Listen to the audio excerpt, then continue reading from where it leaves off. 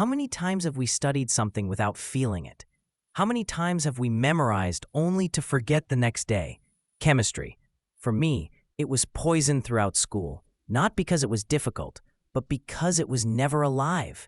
They taught us to regurgitate information, to ask ourselves, will this be on the exam? To run a race without destination.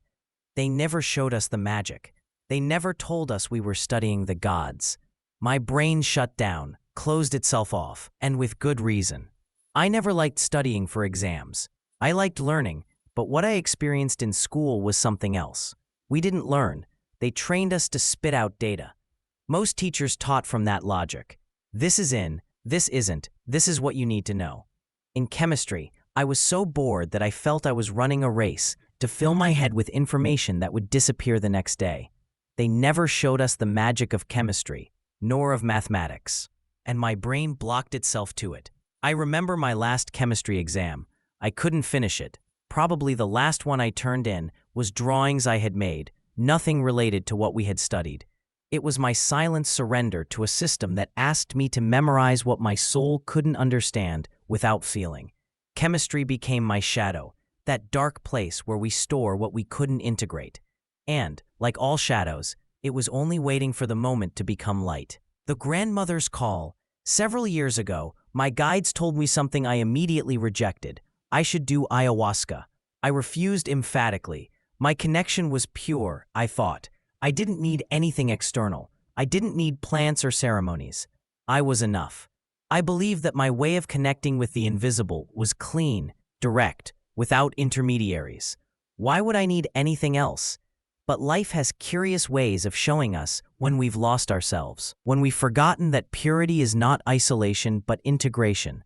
I was in Mendoza, Argentina, completely lost, not knowing where to go. My entire being had disconnected, like a loose cable in the middle of a storm.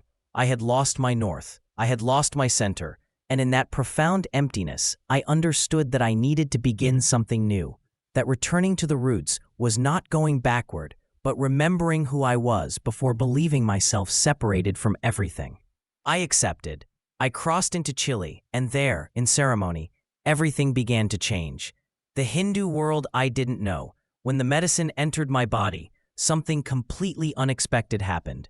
My entire inner world became Hindu, a culture with which I felt no connection whatsoever, a tradition I knew nothing about, with which I had never worked or studied. And yet everything the grandmother spoke to me came from there. Deities I didn't know appeared before me. Symbols I had never seen unfolded in my vision. Mantras I had never heard resonated in my chest. I didn't understand what was happening. Why India? Why those gods? I came from other traditions, other paths. But the medicine doesn't ask. It simply shows us what we need to see. And in the midst of that strangeness, a phrase pierced my chest like lightning, like a truth that had been waiting my entire life to be heard. If you came to this world in service of the mother, why do you deny her kingdoms? That question turned my head around, broke me, rebuilt me. It left me without words, without defenses, without excuses. The grandmother continued speaking, and each word was a soft but certain blow. She told me that mushrooms and plants were the first neurons of this world, that for thousands of millions of years, Gaia's wisdom expressed itself through them, that they know this earth in ways we humans, recent arrivals, can barely imagine. She told me that if I truly wanted to connect with the earth, if I wanted to speak with forests and mountains about the consciousness of this world, I needed to stop thinking like a human and listen to those who truly know this earth. I needed to set aside my arrogance, my belief that my way of connecting was sufficient, my idea that I could do it alone. So I did. I accepted her teaching. I accepted my ignorance. I accepted that there were entire kingdoms of consciousness I had denied by considering them unnecessary, the mycelium and the mineral processors. Almost 8 years passed until I felt her call again. 8 years of integration, of walking what I had learned, of living from another place. And when I thought I had already received everything the grandmother had to teach me, she called me again. Ayahuasca then showed me the mushrooms, but not in the same way. She spoke to me of mycelium, that invisible network beneath our feet, that biological internet connecting trees, roots, stones, memory. She showed me how mycelium is not just connection, but processing, distributed intelligence, collective consciousness, functioning in silence beneath the surface of the visible world. And then she told me something that changed everything, something that would open a door I had kept closed since my school years. The mycelium processes mineral consciousness. Speak with them. Mineral consciousness. Those two words together made no sense in my mind. Minerals were inert, dead, lifeless. That's what I had been taught. But the grandmother was telling me there was consciousness there, that mycelium was the translator, the processor, the bridge between the mineral kingdom and everything else. So I did. With respect, in ceremony, I connected with the mushrooms in another way, not only as medicine but as teachers, as librarians of a wisdom older than any human civilization. And when I did, they opened a world I had denied for decades, a world that had closed to me in school, a world I believed dead, boring, useless. The atom, the chemical elements, the periodic table. Suddenly, as if someone had turned on a light in a dark room that had always been there, the powers of chemistry were the gods. They were consciousness itself expressing in elemental forms, and that turned my head around for the second time, with the same intensity as that first question from the grandmother. The poison of my education was becoming the medicine of my consciousness. What had blocked me, what I had rejected, what I considered my greatest failure, was transforming into the deepest path of connection with the earth. The true gods. The stories the elements began to tell me led me to an expansion I hadn't felt since my childhood, since those years of puberty where everything was possible, where the universe fit in a single glance, where there was no separation between me and the cosmos. An expansion I had forgotten by living so much as human, by believing myself separated, by inhabiting only the surface of what we are, because the true gods and goddesses are not in distant temples. They don't dwell only in inaccessible dimensions. They don't hide behind mystical veils. They are here, now, in every breath we take, in every heartbeat we feel, in every movement we make. Hydrogen, oxygen, carbon, nitrogen, calcium, iron. The elements of the periodic table began telling me their story, and that story is what I continue discovering, day by day, breath by breath, atom by atom. I had forgotten that we are made of them, that they are part of us in every instant, that we are them.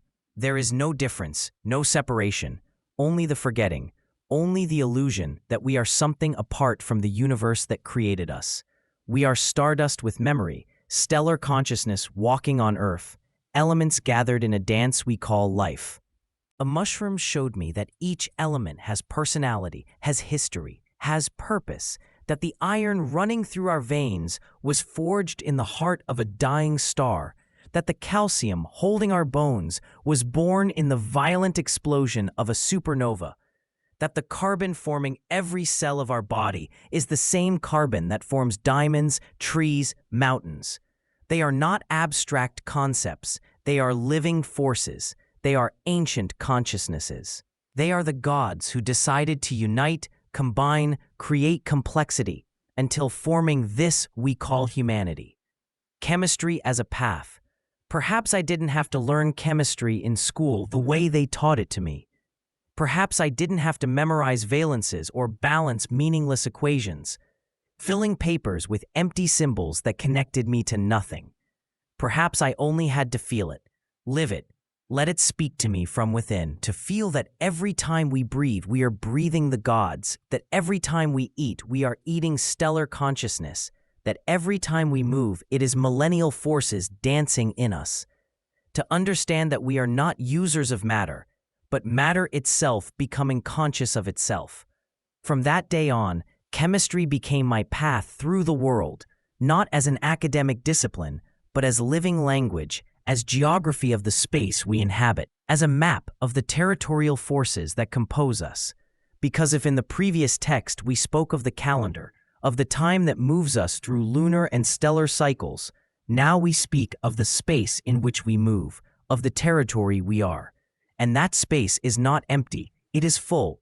It is made of elements, of forces, of ancient consciousnesses that decided to unite, to create mountains, rivers, forests, bodies, to create us, so that we could, someday, remember that we are them, that we always were them, that we never stopped being them. The epic journey they never told us about. Sometimes I wonder what would have happened if in school they had taught us chemistry this way. If instead of memorizing, they had invited us to feel. If instead of exams, they had given us ceremonies. If instead of mute periodic tables, they had shown us sacred maps of the forces that compose us. Perhaps I wouldn't have needed poison to find medicine. Perhaps I wouldn't have needed to close myself to then open. Or perhaps yes, perhaps that was my path. Perhaps I had to reject to then embrace with more depth. But now we are here, and we can choose how we look at chemistry, how we relate to the elements, how we honor the gods we breathe. We can continue seeing them as dead concepts in a textbook, or we can begin to see them as what they are, the most ancient forces of the universe dwelling in us, waiting for us to recognize them, to feel them, to remember we are one with them. Because turning one of the most boring subjects in school into an epic journey toward the universe and beyond is not only possible, it is necessary. It is the path back home. It is remembering that we don't study chemistry, we are chemistry, that we don't learn about the elements, we are the elements learning about themselves. And when we remember it, when we feel that truth in every cell of our body, everything changes. The periodic table becomes a sacred map.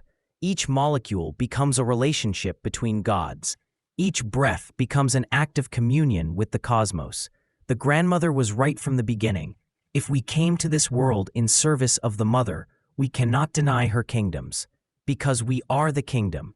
We are space made conscious. We are the gods who created us, remembering themselves in human form.